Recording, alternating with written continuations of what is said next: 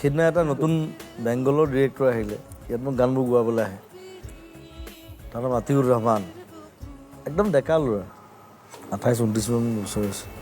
প্ৰথম চিনেমা কৰিছে, মই গান গালোঁ, গান চান গালোঁ, ঠিক আছে চব হ'ল। তাৰপিছত মই সুধিছোঁ ক'ত থাকিবি, কি কৰিবি, কাৰণ তাই নতুন প্ৰথম আহিছে, সেইটো মই দায়িত্ব বুলি ভাবোঁ। হোটেল চোটেলো মই ঠিক কৰাই দিলোঁ, গাড়ী দিলোঁ, আনিলোঁ, গান চান গালোঁ। অলপ পিছত সি মোক লাইটাৰটো বিচাৰি দিলে। তুমি তো লাইটার হবে, তোকে সিগারেট খাও, তো আমি খাই। তো আমি তো খাই না, কিন্তু লাইটার হবে না, ম্যাচিস দেবো তোমাকে। ম্যাচ বক্সটা আনিলোঁ। সি মানে প্ৰথম ডাইৰেকশ্যন কৰিছে চিনেমা, তাৰ টেনশ্যন মানে ধাপ ধুপ 3টামান চিগাৰেট খাইছে একদম। মই চাই আছোঁ, চিগাৰেটটো খাবলৈ দিলোঁ। তাৰপিছত 7টামান চৰ মাৰিছোঁ বহাই লৈ। তই মোৰ আগত কিয় চিগাৰেট খাবি, বয়স কিমান তোৰ?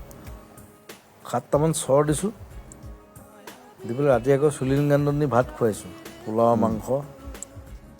সি ভয়ত মানে বেছিকৈ খাইছে। মই খা, পূৰা খাইছে একদম। খাই তাৰপিছত হোটেলত থৈ আহিলোঁ। পিছদিনা আকৌ এয়াৰপৰ্টত মই ড্ৰপ কৰাইছোঁ গাড়ী দি। সি গৈ পেলাই মেছেজ যে কৈছে, আপুনি আজব মানুহ, মাৰেও মৰমো কৰে। মই বোলো মোৰ তেনেকুৱাই, সেইকাৰণে সেই ভুলটো নকৰিবি, ভুল কৰিলে মাৰিমেই মই। এতিয়া আমি ফোন কৰি ভাত খোৱালো, নিজে চিগাৰেট খালি, চৰো খা। বলতো আহিবি আকৌ, নেক্সট চিনেমা করলে আহিবি, এবার নামার বড় কৈছে, না না না আমি আবার আসবো, আমাকে আসতেই হবে, তোমাকে ভালো লেগেছে।